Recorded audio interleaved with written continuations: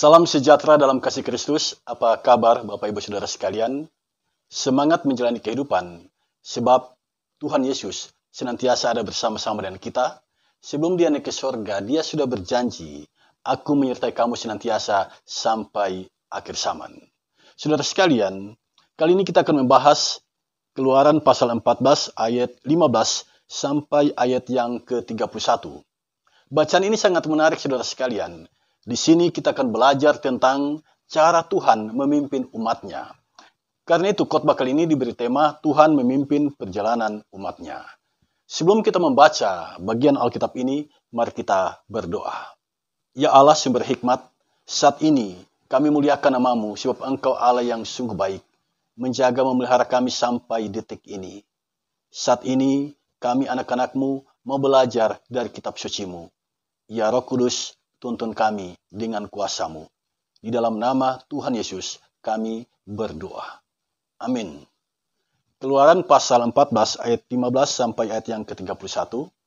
Demikian bunyinya. Menyeberangi laut Teberau.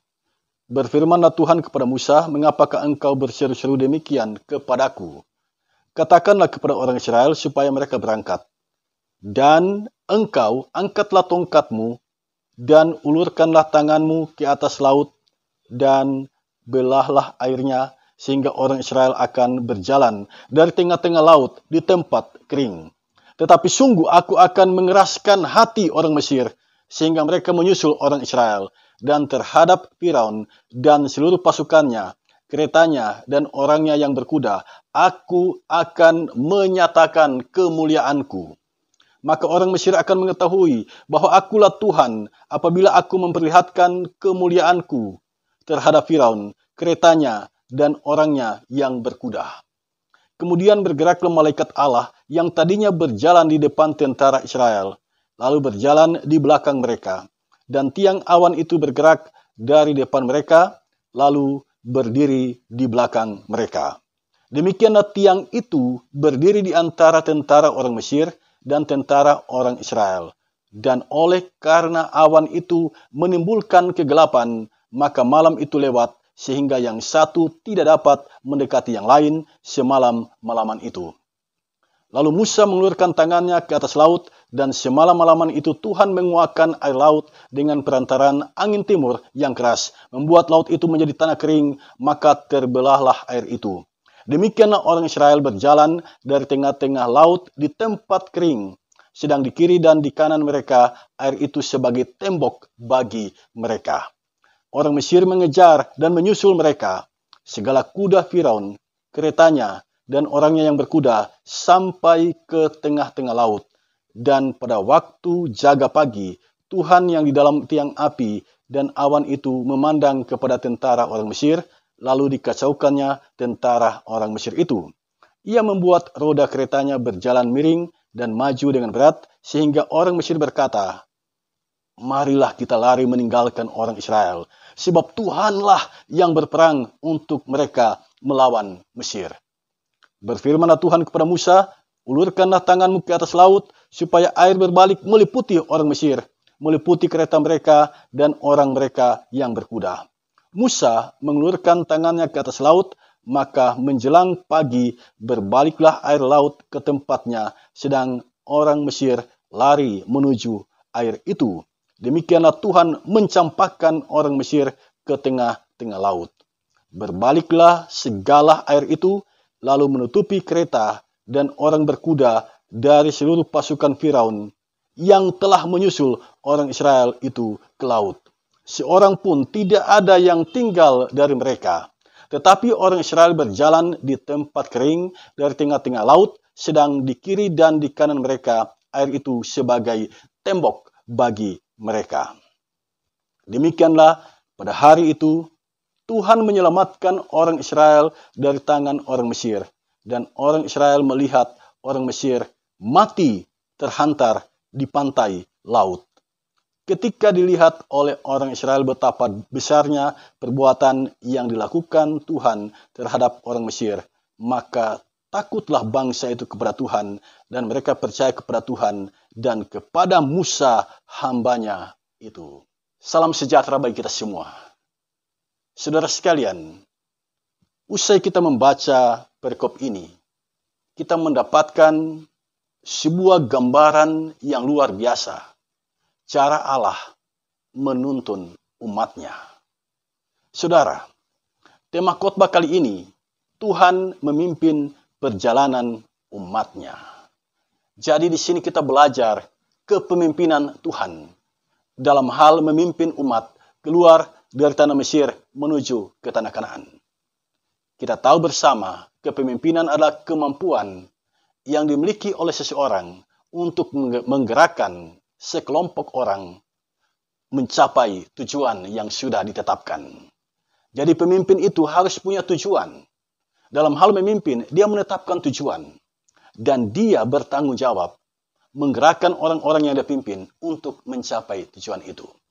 Saudara sekalian, mari kita belajar dari Tuhan. Belajar cara Tuhan memimpin bangsa Israel keluar dari tanah Mesir.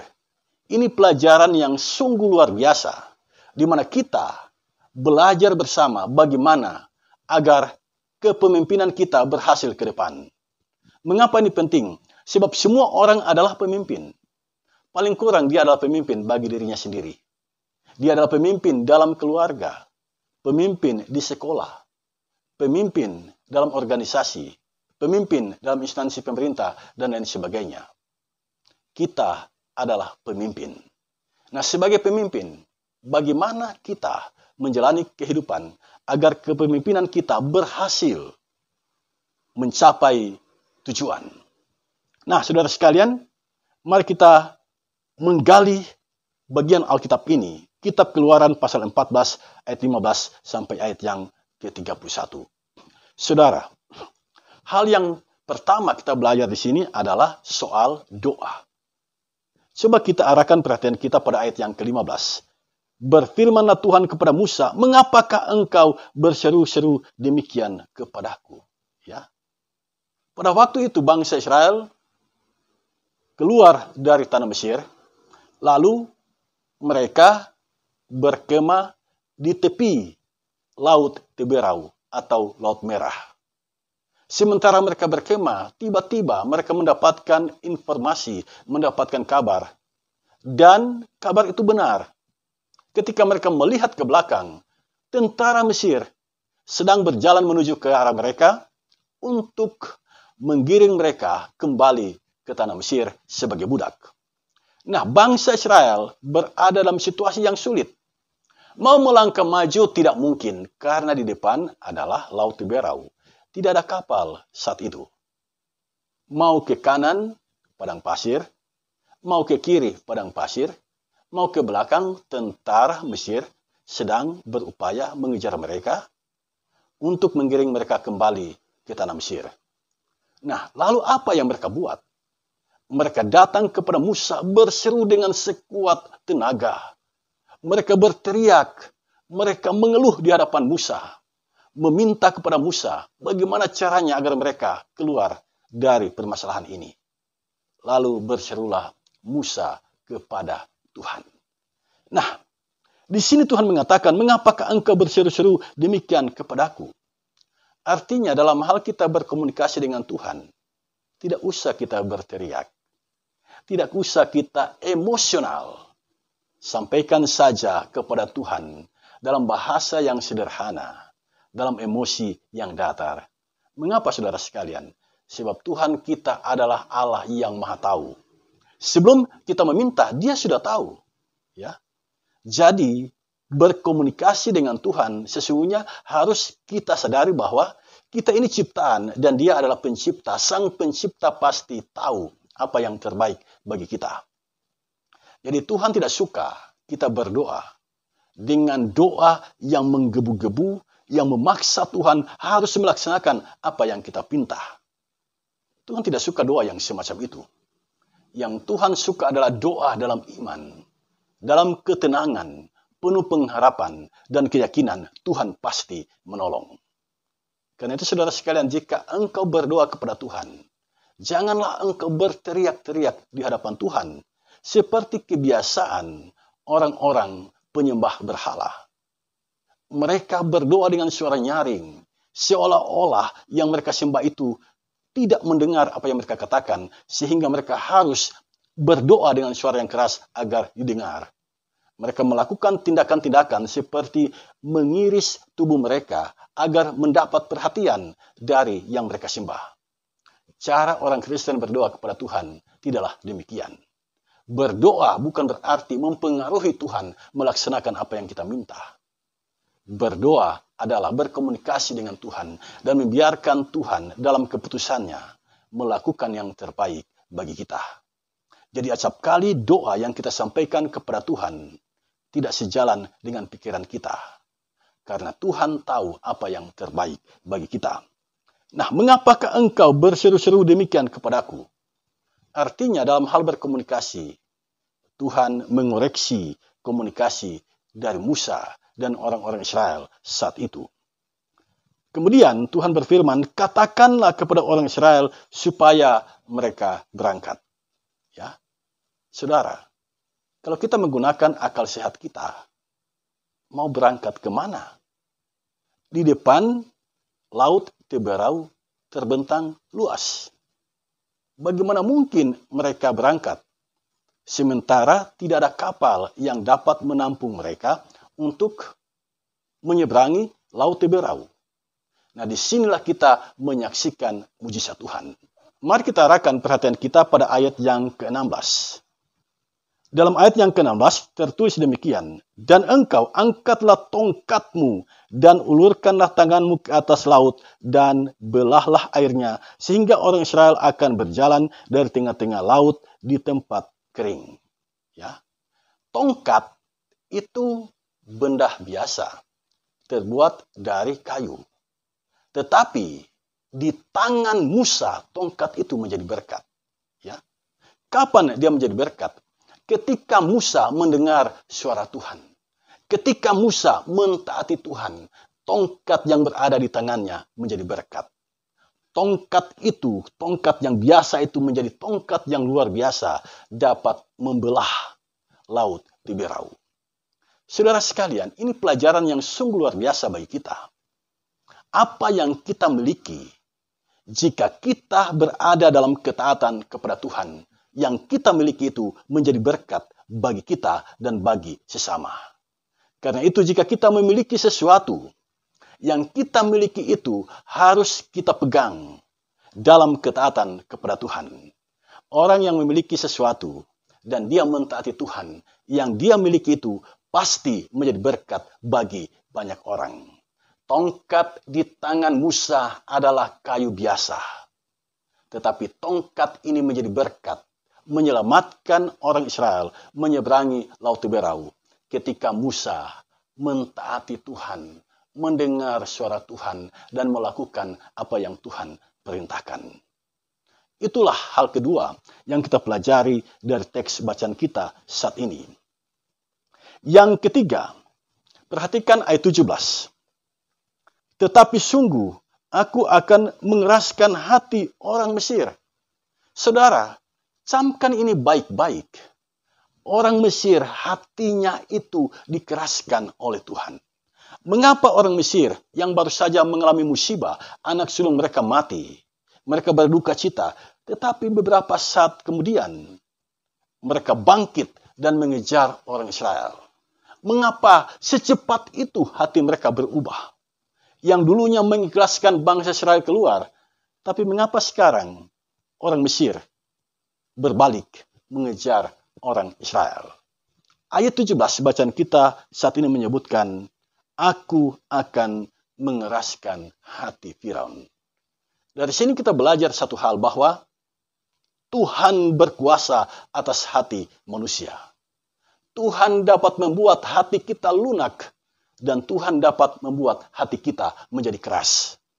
Hati orang Mesir yang berduka cita diubah oleh Tuhan menjadi hati yang keras. Mengapa?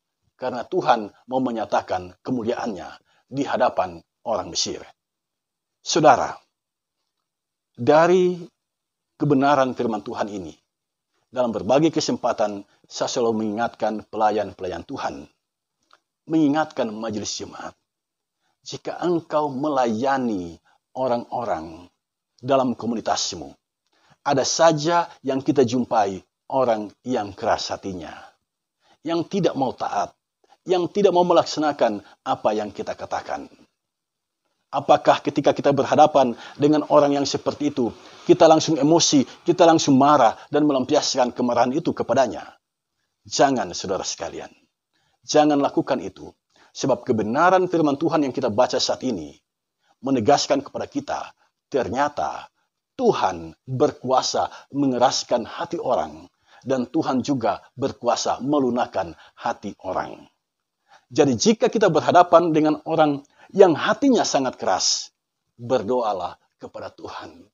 Sebab Dia berkuasa mengeraskan hati orang, tetapi Dia juga berkuasa melunakkan, melembutkan hati orang.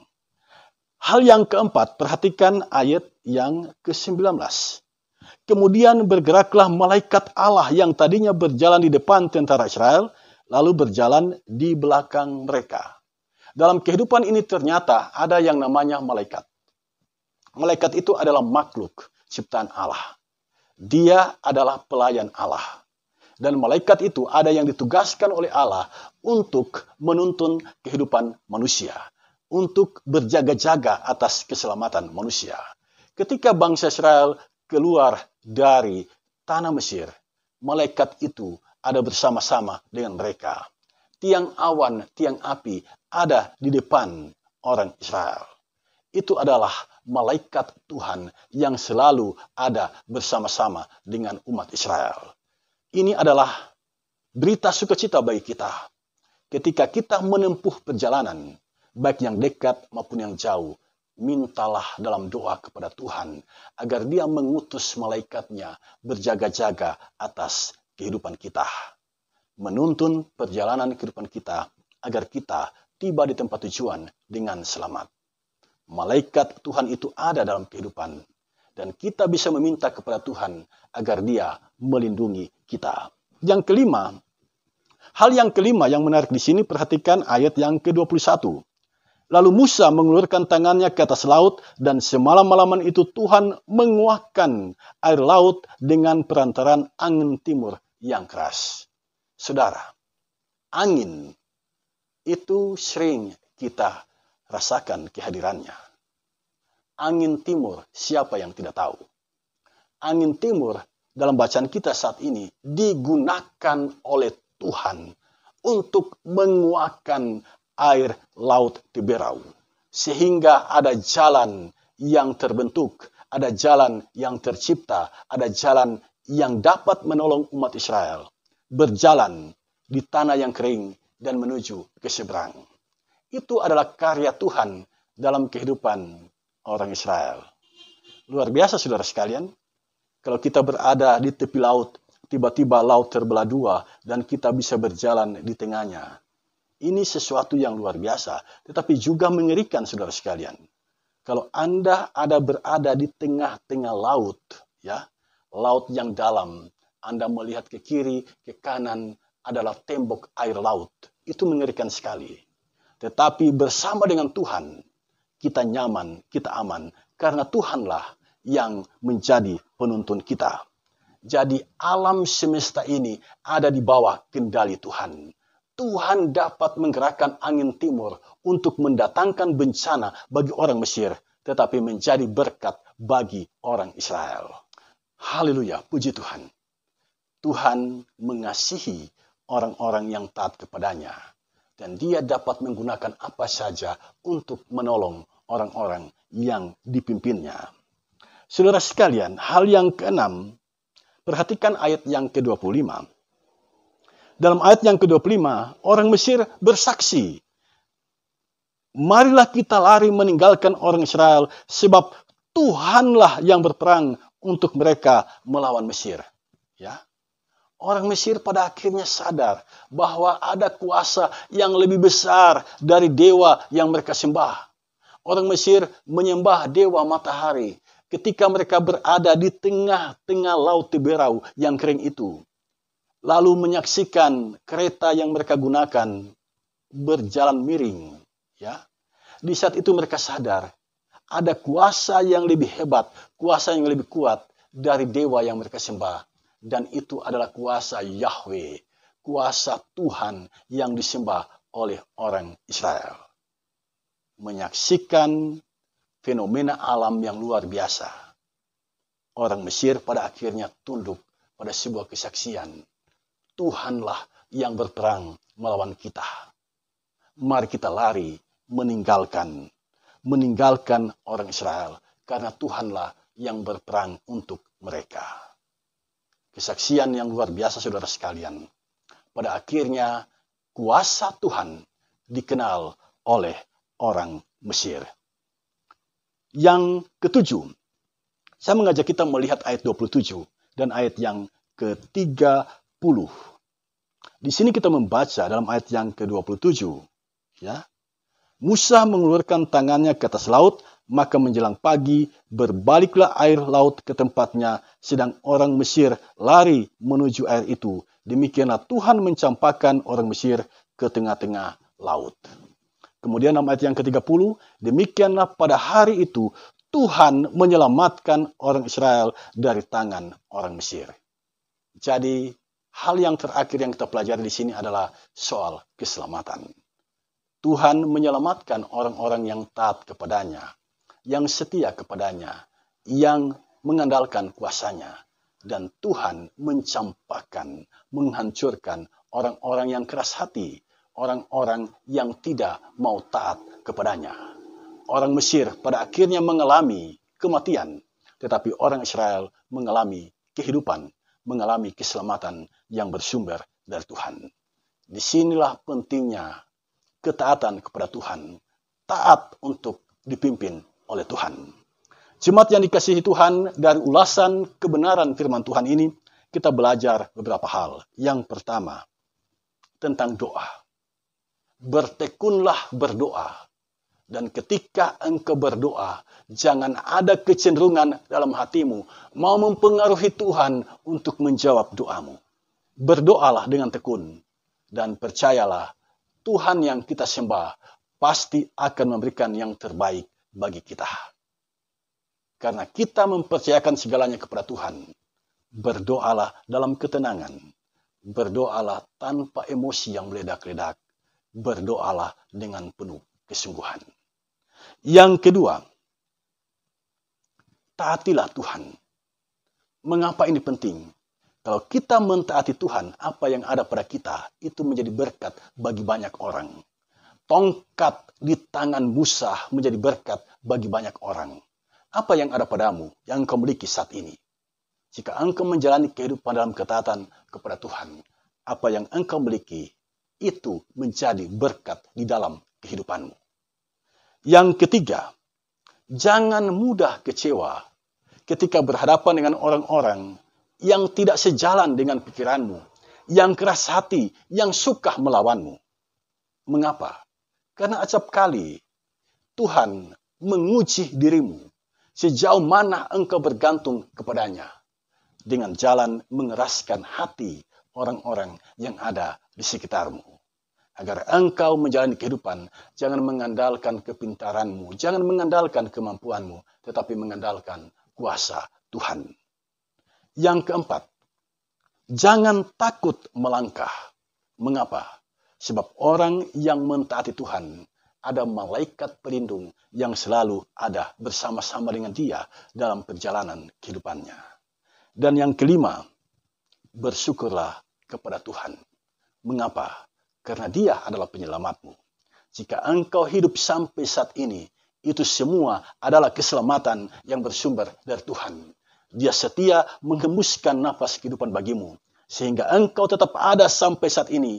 Engkau bergerak seperti saat ini. Itu semua karena kemurahan Tuhan. Tuhan itu sungguh baik bagi setiap orang yang mentaatinya. Amin.